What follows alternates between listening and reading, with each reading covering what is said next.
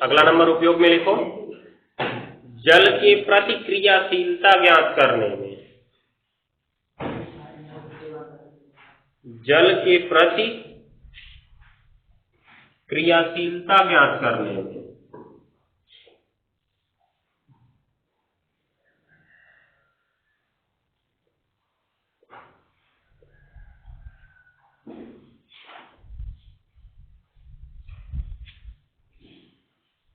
जल के प्रति क्रियाशीलता ज्ञात करने में,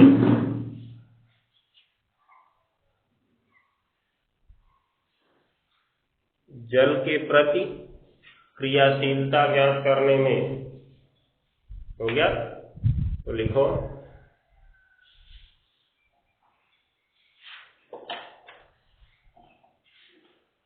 सक्रियता श्रेणी में,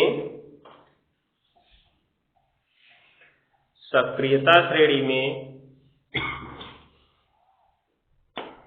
सक्रियता श्रेणी में Fe से ऊपर स्थित धातुएं, Fe से ऊपर स्थित धातुएं, Fe से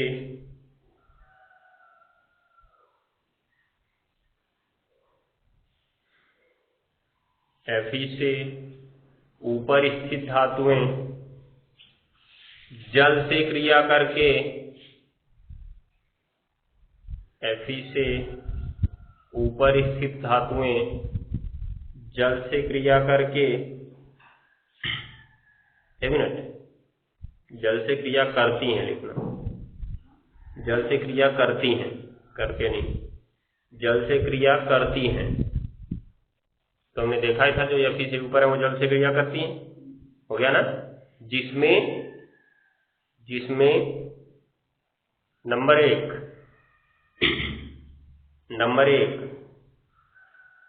Mg से ऊपर स्थित धातुएं, जिसमें Mg से ऊपर स्थित धातुएं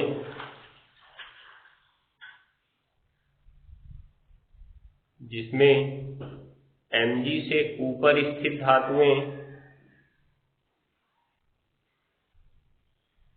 जिसमें Mg से ऊपर स्थित धातुएं Mg से ऊपर स्थित धातुएं, हो गया, जल से क्रिया करके Mg से ऊपर स्थित धातुएं जल से क्रिया करके क्या बनाती हैं जी? अपना क्षार बनाती हैं, अपना क्षार बनाती हैं। जबकि दूसरा नंबर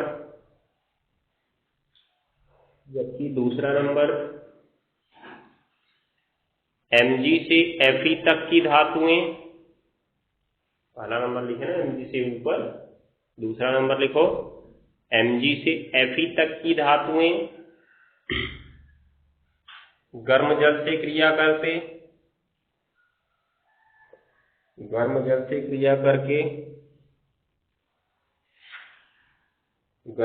क्रिया करके अपना ऑक्साइड बनाती हैं, अपना ऑक्साइड बनाती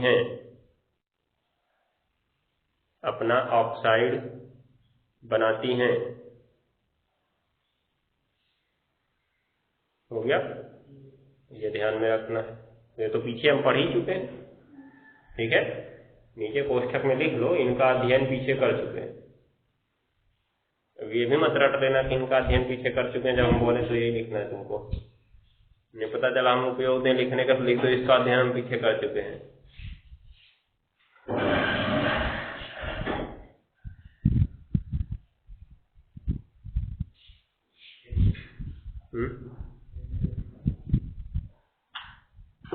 हो गया? चलो, तो इस प्रकार से हमारा सक्रियता श्रेणी और उसका उपयोग समाप्त हो गया है। 4 उपयोग तुमको बता दिए, 4 उपयोग बहुत है। अब अगर तुमसे उपयोग पूछा जाएगा कि सक्रियता श्रेणी का उपयोग लिखो, तो उसको लिख लिख के रिएक्शन मत करवाने लगना पूरा, जितना बस ये लिखवाए हम इसमें ना हेडिंग, और उसके बाद उसका थोड़ा सा डेफिनेशन अंदर, बस वही लिख के छोड़ देना। जैसे पहला सक्रियता श्रेणी का उपयोग क्या होगा, धातुओं की सक्रियता ज्ञात करने में, ठीक है। तो आगे लिख देना, सक्रियता श्रेणी में ऊपर से नीचे जाने पर धातुओं की सक्रियता क्या होती जाती है, बढ़ती जाती है। कौन बोला बढ़ती जाती है? घटती जाती है, याद रखे ना, हम बढ़ती जाती है बोले तो बस हमारे साथ कोई बोला धीरे बढ़ती जाती है, तो याद रखे रहो क्या बोलना है। सक्रियता श्रेणी में जो ऊपर से नीचे जाएंगे तो सक्रियता क्या होती जाती है, घटती जाती है। फिर दूसरा नंबर उपयोग में, दूसरा नंबर उपयोग क्या कहा, अम्ल से हाइड्रोजन के विस्थापन में। तो उसके अंदर लिख देना कि जो धातुएं सक्रियता श्रेणी में हाइड्रोजन से ऊपर है वो तनु अम्लों से क्रिया करके क्या विस्थापित कर देती हैं, हाइड्रोजन विस्थापित कर देती हैं। बस ये हो गया तुम्हारा। उसके बाद तीसरा नंबर उपयोग क्या था, धातु आयनों के विस्थापन में। तो सक्रियता श्रेणी में ऊपर स्थित धातु अपने से नीचे स्थित धातु के आयन को उसके विलयन से क्या कर देती है, विस्थापित कर देती है। नंबर 4, जल वाला तो रिएक्शन हमने पीछे देखा ही था, बस केवल इसको यहाँ पे लिखवाए हैं जिससे तुमको समझ में आ जाए। ये लिख दोगे, सक्रियता श्रेणी में Fe से ऊपर स्थित धातुएं जल से क्रिया करती हैं, जिसमें Mg से ऊपर वाली गर्म जल से क्रिया करती है, और एक मिनट, Mg से ऊपर वाले ठंडे जल से क्रिया करती है और क्या बनाती है, क्षार बनाती है अपना। और जबकि Mg से Fe तक की धातुएं किससे क्रिया करती हैं, गर्म जल से क्रिया करती हैं और अपना क्या बनाती हैं, ऑक्साइड बनाती हैं। और H2 तो दोनों स्थिति में बाहर निकला था। ठीक है, ये हमारा प्रोसेस हो गया। तो छोटा छोटा उसमें लिख लेना, चाहो तो तुम हेडिंग भी मत लिखो, डायरेक्ट इन्हीं का डिफिनेशन ही लिख दो कि सक्रियता श्रेणी में ऊपर से नीचे जाने पर सक्रियता क्या होती है, घटती है। फिर जो हाइड्रोजन से ऊपर है वो तनु अम्लों से क्रिया करके हाइड्रोजन विस्थापित कर देती है। उसके बाद ऊपर स्थित धातु अपने से नीचे स्थित धातु आयन को उसके विलयन से विस्थापित कर देती है। और Fe से ऊपर की धातुएं जल से क्रिया करती हैं, जिसमें Mg से ऊपर की धातुएं ठंडे जल से क्रिया करके, या 2 पॉइंट यहीं पे करके लिख लो, इसमें 2 पॉइंट करके लिख लो कि Mg से ऊपर स्थित धातुएं ठंडे जल से क्रिया करके अपना क्षार बनाती हैं, जबकि Mg से Fe तक की धातुएं ठंडे गर्म जल से क्रिया करके अपना ऑक्साइड बनाती हैं। ये प्रकार से हमारा 5 उपयोग हो जाएगा तब। ठीक है ना, ये तुमको याद रख लेना है। अब इसमें रिएक्शन जो लिखवाए वो तो केवल हम तुमको समझने के लिए लिखवाए, रिएक्शन तुम लिखो चाहे मत लिखो। अब वो नीचे उसमें जो क्वेश्चन लिखवाए वो तुमको उपयोग में लिखने की जरूरत नहीं है कि इसका घटता क्रम, सक्रियता का घटता क्रम और बढ़ता क्रम लिखवाए थे ना एक, तो उसको तुमको उपयोग में लिखने की जरूरत नहीं है। जब हम तुमसे टारगेट करके पूछेंगे, 4 दे देंगे और पूछेंगे कि बताओ इसमें किसकी सक्रियता अधिक है और किसकी सक्रियता कम है, तब तुम बताओगे हमें। ठीक है ना, ये याद रखे रहना। चलो अब शुरू करते हैं आधार।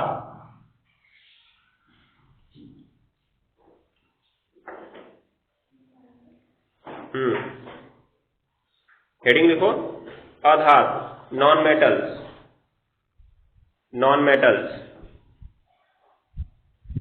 हो गया।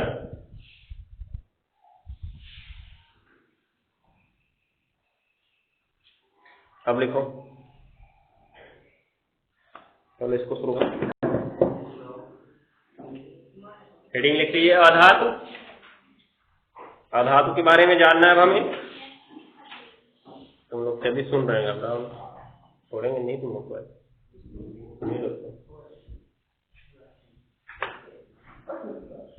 अधातु। अब इसमें अधातु की परिभाषा सबसे पहले पढ़ते हैं। धातु की परिभाषा क्या पढ़े थे हम लोग, इलेक्ट्रॉन त्याग कर धनायन बनाने की प्रवृत्ति रखते हैं। इसका उल्टा कर दो, अधातु बन गया। तो लिखो, आराम से बोला करो, साफ साफ निकलेगा। देखो, आवर्त सारणी में वे तत्व नहीं लगाओगे, आवर्त सारणी तभी ठीक है। आवर्त सारणी में वे तत्व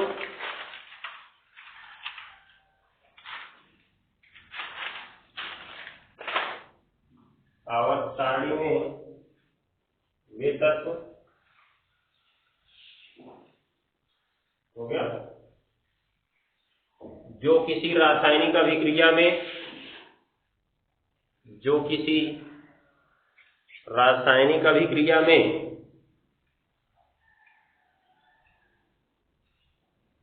जो किसी रासायनिक अभिक्रिया में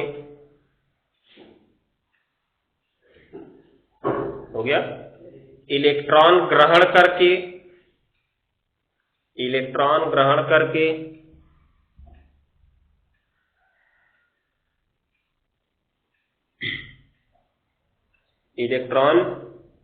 ग्रहण करके ऋणायन बनाने की प्रवृत्ति रखते हैं, ऋणायन बनाने की प्रवृत्ति रखते हैं।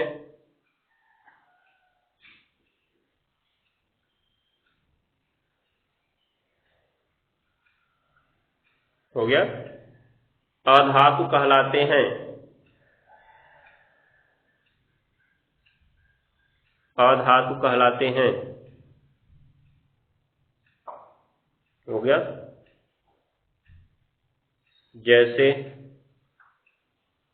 जैसे सल्फर, फास्फोरस, कार्बन। सल्फर प्रतीक इसका यस, फास्फोरस प्रतीक P, carbon C, nitrogen N, oxygen O, fluorine F, chlorine Cl, ETC। ETC कोई तक तो नहीं ध्यान दिए ना, ETC एक्सेट्रा है, नहीं पता चला ETC भी एक नया तत्व तो याद कर लो। 119 नंबर परमाणु क्रमांक किस पर है? FF fluorine.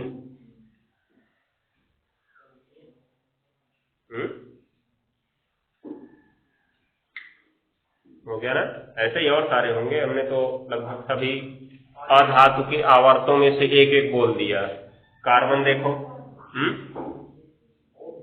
कार्बन तुम्हारा आता है 4 में, ये 5 में, ये 6 में, ये 7 में, ठीक है? नहीं,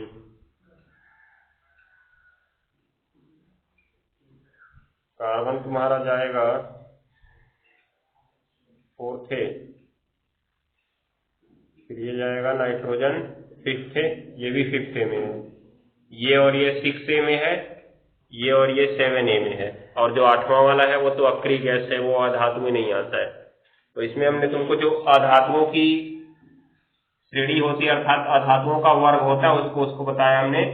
ये तुम्हारा 4th में जाता है, ये और ये 5A में जाते हैं, सल्फर और ऑक्सीजन जाते हैं 6A में, और फ्लोरीन और क्लोरीन किस में आता है? 7A में, ठीक है? और ये जो हमारा है ये तो ETC एक्सेट्रा है। आगे जो तुम्हारा 8वां आता है वो अक्रिय गैसों का होता है। 4 वर्ग मुख्य रूप से अधातुओं के बनते हैं, 4 वर्ग। एक 3rd A वाला भी बनता है, 3rd A। तो 3rd A में सभी अधातुएं नहीं है, बोरान ऊपर अधातु है लेकिन एल्यूमिनियम नीचे क्या है उसके? धातु है, इसलिए हमने 3rd A वाला एग्जाम्पल यहाँ पे नहीं बताया तुमको, ठीक? चलो लिखो, जैसे करके इसको लिख लीजिए ना।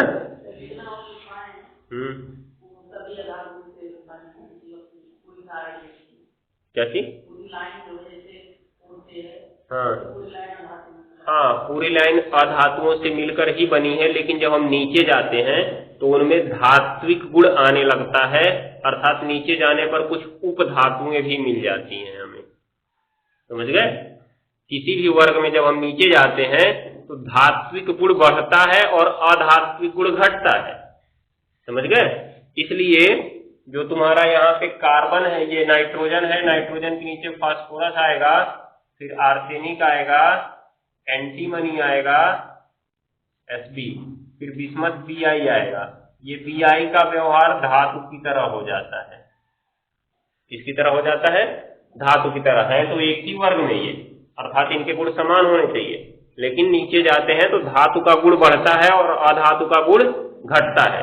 तो सबसे ज्यादा अधात्विक गुण नाइट्रोजन में होगा, उससे थोड़ा कम फास्फोरस में, उससे थोड़ा कम आर्सेनिक में, उससे थोड़ा कम एंटीमनी में, और सबसे कम किसमें रहेगा? बिस्मथ में। इन दोनों में इतना कम होता है कि हम इनको उपधातु कहते हैं। क्या कहते हैं? उपधातु। उपधातु ये होती हैं जिनमें धातु और अधातु दोनों का गुण पाया जाता है, अर्थात आधा धातु का गुण और आधा अधातु का गुण। लेकिन इसमें क्या होता है? धातु के गुण और ज्यादा हो जाते हैं, मतलब आधे से भी ज्यादा हो जाते हैं, इसलिए इसको धातु कहना उचित होता है। समझ गए, ये याद रखना। तो वर्ग में जब हम नीचे जाते हैं धात्विक ग्रुप बढ़ता है। जैसे इसमें थर्ड ए में हमने देखा ऊपर बोरान धातु है, अधातु है ना, लेकिन नीचे एल्यूमिनियम उसके क्या मिल गया, धातु मिल गया। क्यों मिल गया, क्योंकि नीचे जाने पर धातु का गुण क्या हो रहा है, बढ़ रहा है। ठीक है, ये याद रखे रहना। चलो आगे बढ़ते हैं, कहां तक लिखे। अभी जब हम आवर्त सारणी पढ़ने लगेंगे ना, इनको सब हम विस्तार से चर्चा करेंगे कि आवर्त में कैसे बदलता है, वर्ग में कैसे बदलता है, इसको पूरा विस्तार से हम लोग पढ़ेंगे। लिखना शुरू करो। नीचे एक इंडिकेट पॉइंट, इंडिकेट पॉइंट, सभी अधातुएं, सभी अधातुएं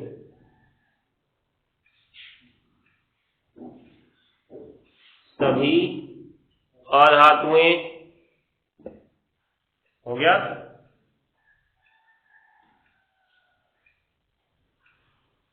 उष्मा तथा विद्युत की कुचालक होती हैं। सभी अधातुएं उष्मा तथा विद्युत की कुचालक होती हैं।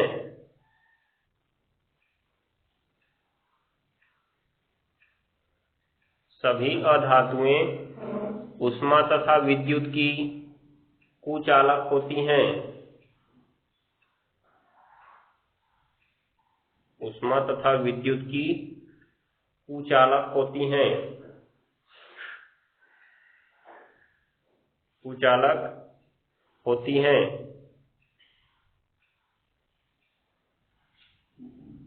हो गया।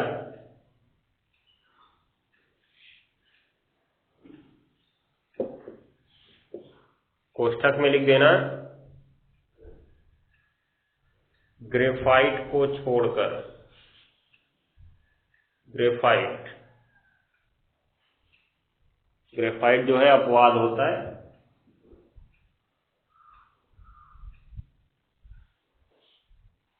हो गया। आगे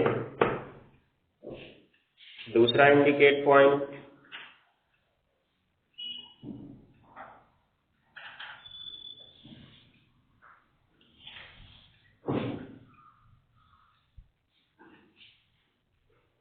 अधातुएं, अधातुएं सामान्य ताप पर, सामान्य ताप पर ठोस, द्रव तथा गैस तीनों अवस्थाओं में पाई जा सकती है। ठोस, द्रव तथा गैस तीनों अवस्थाओं में पाई जा सकती हैं।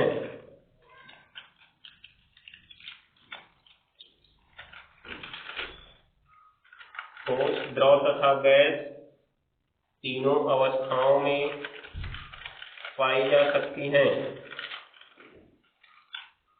हो गया ना। ठोस, द्रव तथा गैस तीनों अवस्थाओं में पाई जा सकती हैं। आगे लिखेंगे,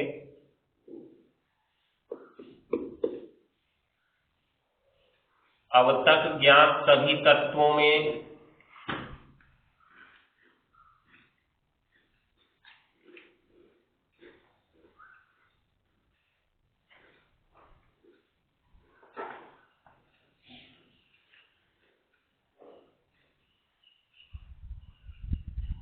अब तक ज्ञात सभी तत्वों में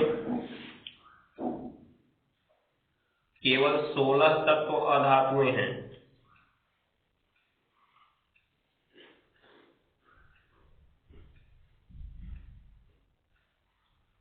केवल 16 तत्व अधातुएं हैं। हो गया ना। कोष्ठक में लिख देना, 6 अक्रिय गैसों को छोड़कर,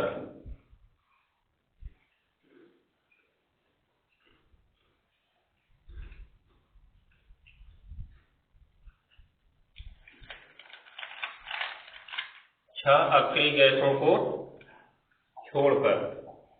हो गया ना, ये याद रखना। मतलब अगर 6 अक्रिय गैसों को छोड़ दिया जाए तो कितनी अधातुएं हमारे पास है, 16। और अगर 6 को ले लिया जाए तो कितनी है 22।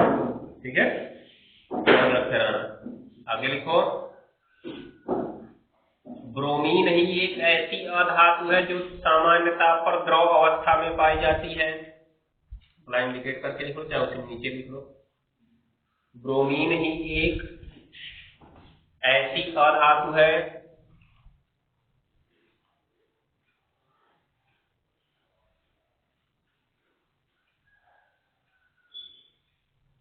जो सामान्यता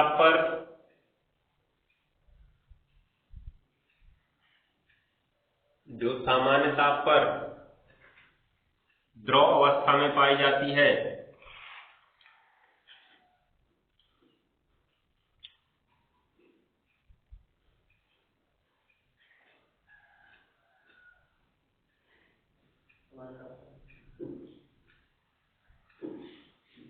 हो गया?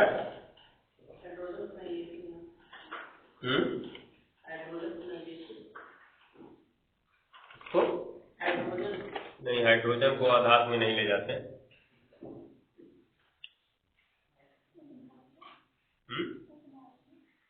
नहीं, उसको हम किसी भी श्रेणी में नहीं रखते हैं, न तो धातु में रखते हैं, न तो अधातु में रखते हैं, न तो उपधातु में रखते हैं।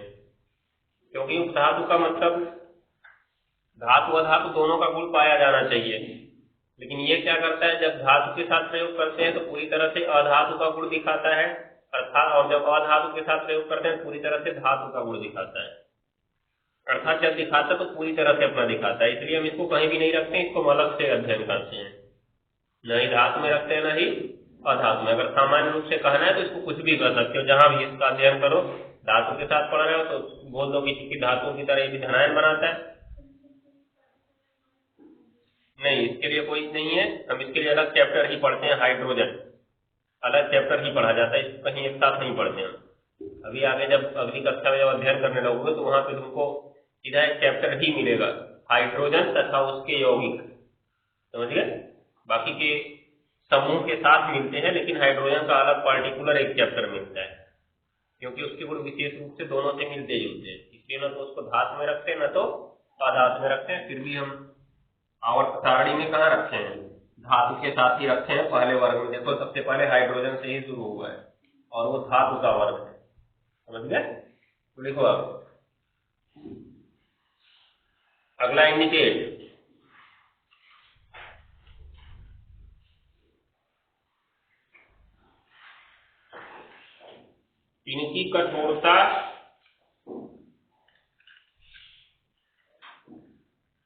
इनकी कठोरता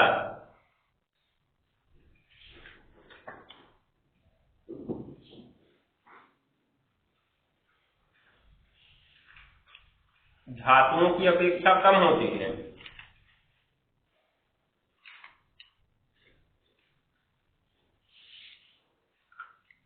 इनकी कठोरता धातुओं की अपेक्षा कम होती है। हो गया ना?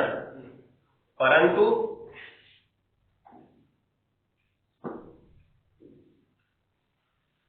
इनकी कठोरता धातुओं की अपेक्षा कम होती है, परंतु कार्बन का अपर रूप, या काली पेन से इसको लिख लो, परंतु कार्बन का अपर रूप हीरा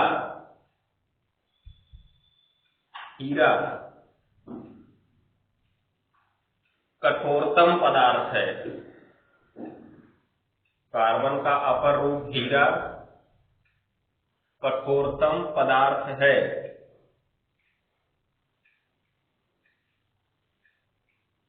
कठोरतम पदार्थ है। कठोरतम का मतलब सबसे अधिक कठोर। आज तक जितने भी पदार्थ ज्ञात है, सबसे कठोर पदार्थ क्या है? हीरा है। ये याद रखे रहना। हीरे का गलनांक लगभग 3700 से 3750 के आसपास होता है। कहीं कहीं 3700 दिया आता है, कहीं 3750। चलो,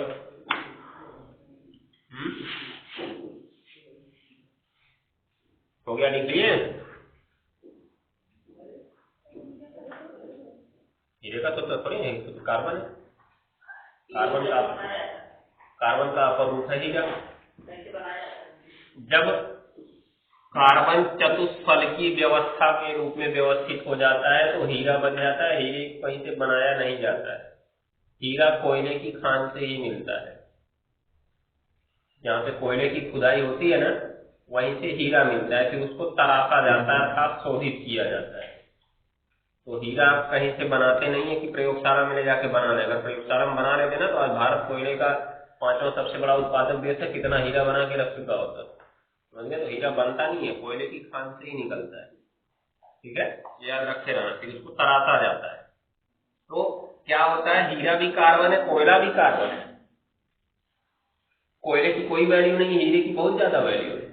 दोनों कार्बन ही है, बस अंतर क्या है, जो कोयला होता है उसमें कार्बन की व्यवस्था दूसरी तरह से होती है, जबकि हीरे में कार्बन की व्यवस्था चतुष्फलकी तरह से होती है। इसको 8 में पढ़े, कार्बन की चतुष्फलकी व्यवस्था चित्र बनाए थे हीरे में, पढ़े थे ना। तो वैसा जब व्यवस्थित हो जाता है तब वो हीरे के रूप में बदल जाता है। इसीलिए कोयले की खान में जो आदमी काम करते हैं ना, उनकी प्रॉपर तरीके से निगरानी होती रहती है कि पता चला खोद रहे हैं, कहीं पा गए, लेट सरक लिए तो वैसे भी कोई काम कोई काम का होगा नहीं। वो क्यों नहीं होगा? क्योंकि जब तक उसको तराशा नहीं जाएगा, शोधित नहीं किया, तब तक वो कोई वैल्यू नहीं होगी उसकी। कहाँ तराशेंगे?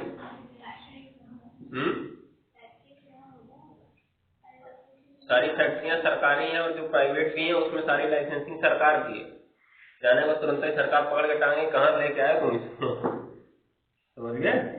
अभी जैसे देखो, सिक्का छपवाने के लिए हमारे देश में सिक्का 4 जगह छपता है, नोट 4 जगह छपता है। तो अब ये 4 ही जगह पे छपता है तो कहते हैं कि जाए हम वहां पे छपवा लें। ऐसा नहीं होता है जाए वहां पे छपवा लें। जो वहां पे लोग मजदूर काम करते हैं ना, उनकी निकलने के बाद प्रॉपर चेकिंग होती है। अंदर जाएंगे तभी प्रॉपर चेकिंग, निकलेंगे तभी प्रॉपर चेकिंग, जिससे एक भी चीज वहां से उठा ना पाए, मतलब एक भी सिक्का न उठाने पाए। ध्यान में रखे रहना। पता चला छापने वाले मालामाल हो जाते बिना कुछ किए हुए ही। सरकार कहती 10 गड्डी छापो, 11 गड्डी छाप के अपने रख लेते। ऐसा नहीं होता है। होने को तो बहुत कुछ हो जाएगा, सोच लो, इमेजिन कर लो, बहुत कुछ हो जाएगा, लेकिन ऐसा वास्तव में नहीं होता है ना। जो कल्पना है उसको क्या सोचे हम लोग। और सब पैसा क्यों नहीं छापते हैं? क्योंकि ज्यादा पैसा नहीं छाप सकते हो। पैसा छापने के लिए भी तुम्हारे पास पावर होनी चाहिए, और मतलब मार धार वाली पावर नहीं। हमारे पास सोने का रिजर्व होता है। अभी जैसे पेपर पढ़ो तो कभी पता चलता है कि हमारे देश में स्वर्ण भंडार इतने टन का हो चुका है। अब जितने टन का स्वर्ण भंडार है, उसी मूल्य की हम मुद्रा छाप सकते हैं। उतने से ज्यादा मूल्य की अगर मुद्रा छाप देंगे उसकी कोई वैल्यू नहीं है। पैसा क्या है? पैसा तो कागज है ना बस। छापने को तो बहुत कुछ छाप सकते हो। वैसे छाप को पता चला इकोनॉमी अपनी 50 ट्रिलियन कर लेंगे।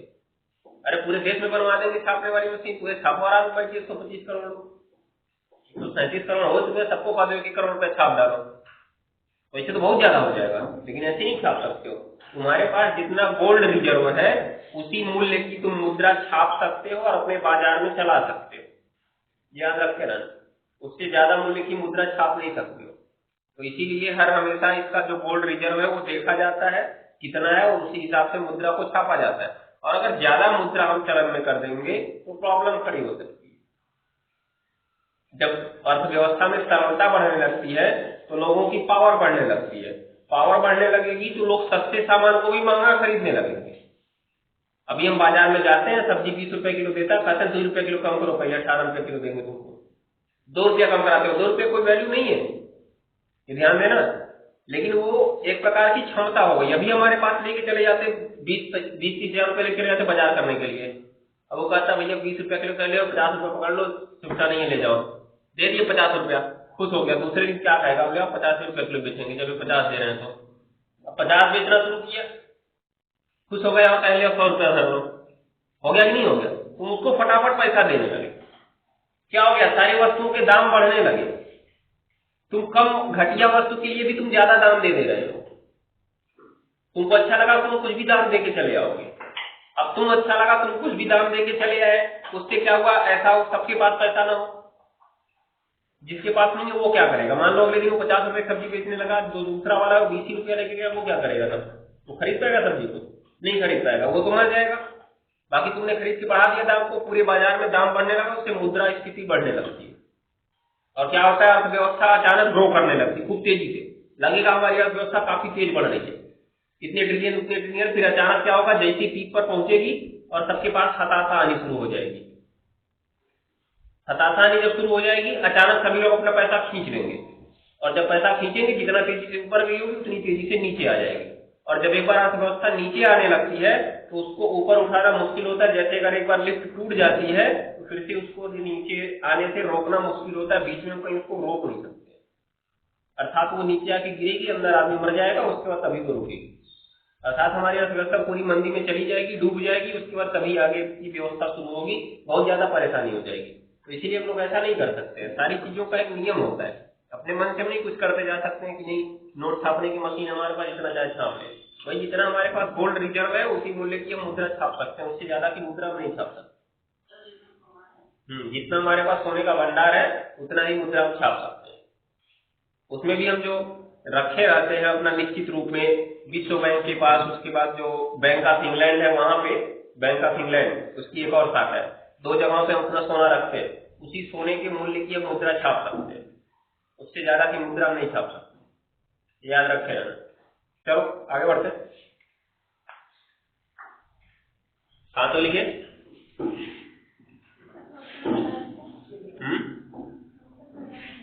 हीरा सबसे कठोरतम पदार्थ है, ये ध्यान में रखना।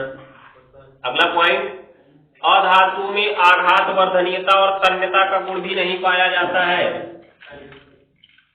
अगला लिखिए, अधातुओं में आघात वर्धनीयता और तन्यता, अधातुओं में आघात वर्धनीयता और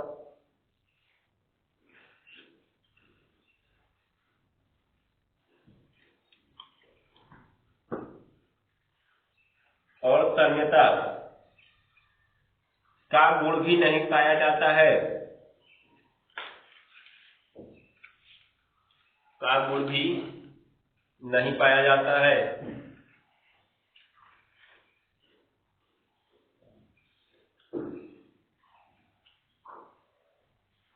इनमें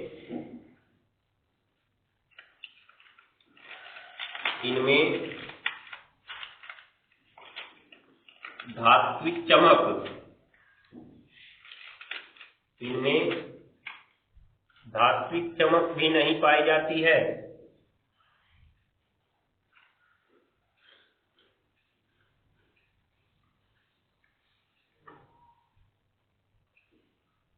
धात्विक चमक भी नहीं पाई जाती है, हो गया। परंतु लिख लेना, परंतु आयोडीन में धात्विक चमक पाई जाती है।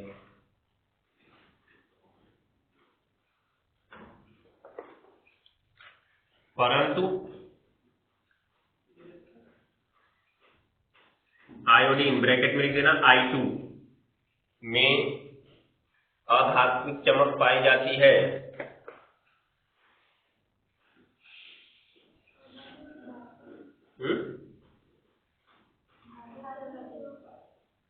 धात्विक चमक पाई जाती है, धात्विक नहीं।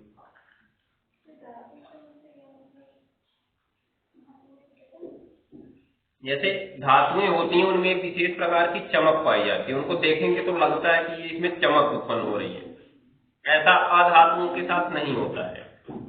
जैसे सोना देखो उसमें विशेष प्रकार की चमक होती है, चांदी देखो एक विशेष प्रकार की चमक होती है, सोडियम धातु उठा लो उसमें विशेष प्रकार की चमक होगी, सतह चिकनी होती है, चमकदार थोड़ी लगती है। क्यों चिकनी होगी तो परावर्तन होगा, परावर्तन से चमक उत्पन्न होती है उनमें, तो इन सब में चमक उत्पन्न होती है, अर्थात एक चमक विशेष प्रकार की चमक होती है। वो हीरे वाली चमक नहीं कि चमकीला दिखेगा हमको, एकदम एक विशेष जैसे हमको लगेगा इनकी सतह एकदम चिकनी है, ये जैसे सरफेस एरिया दिख रहा है प्लेन एकदम कुछ इस तरह का दिखेगा, तो ऐसा अधातुओं में नहीं होता है। इसीलिए धातुओं का एक विशेष गुण क्या होता है, धात्विक चमक का होना, जबकि आयोडीन अधातु है। आयोडीन क्या है, अधातु में आता है, फिर भी यह धात्विक चमक दिखाता है, तो यह अपवाद हो गया। ठीक है, तो लिख लो, क्या लिखे, आयोडीन में धात्विक चमक पाई जाती है, फिर भी यह अधातु है, फिर भी यह अधातु है।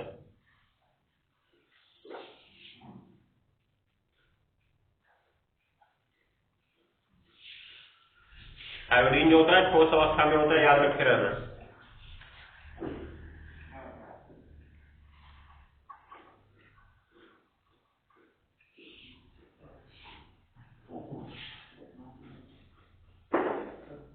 और देखो आयोडीन की जैसी धातु चमक ग्रेफाइट में भी पाई जाती है। अगर पेंसिल तुम उठा के देखो तो जो उसका अंदर वाला काला ग्रेफाइट होता है वो चिकनी सतह का होता है, वैसी धातु चमक होती है धातुओं में। तो ग्रेफाइट कार्बन से बना है, और कार्बन क्या है? अधातु है। कार्बन को हमने अधातु के एग्जाम्पल में लिखा है, कार्बन अधातु है, ग्रेफाइट में धातु की चमक पाई जा रही है। इसका मतलब ये भी क्या है? अपवाद है, ये ध्यान में रखे रहना। ग्रेफाइट का भी साथ में लिख सकते हो, लेकिन थोड़ा जाने दो।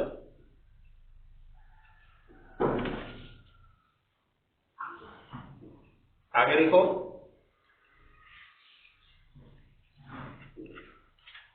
अधातुओं की गलनांक तथा क्वथनांक अपेक्षाकृत कम होते हैं। अगला इंडिकेट,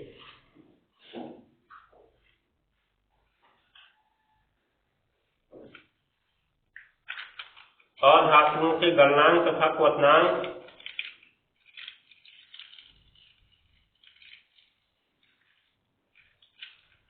अपेक्षाकृत कम होते हैं।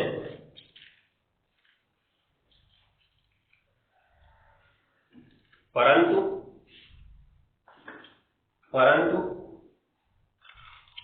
बोरॉन कार्बन तथा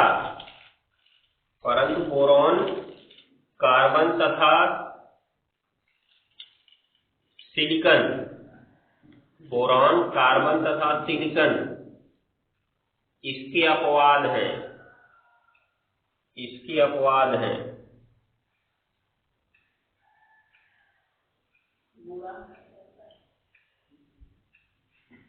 बोरान का भी लगभग 500 से ऊपर ही होता है। क्या बी से लगभग तुमने 3 प्रतीक देख लिया। बी से एक प्रतीक नहीं, 4 हो गए। बी से ब्रोमीन भी होता है, बी से बेरियम, बी से बेरिलियम, बी से बोरान, मतलब आगे थोड़ा थोड़ा बदला हुआ है। बेरियम का Ba, बेरिलियम का Be, बोरान का B, ब्रोमीन का Br और बिस्मथ का Bi। बिस्मथ यहाँ पे लिखे थे ना, इसमें ये बिस्मथ देखो दिखाई दे रहा है, तो याद रखे रहना, अंतरिंग में किए रहना। चलो बाकी चीजें करूंगी। अब इसका जो रासायनिक गुण है इसमें 1-2 तो कल देख लेंगे, उसके बाद संसारण पढ़ना है, धातुओं का निष्कर्षण पढ़ना है।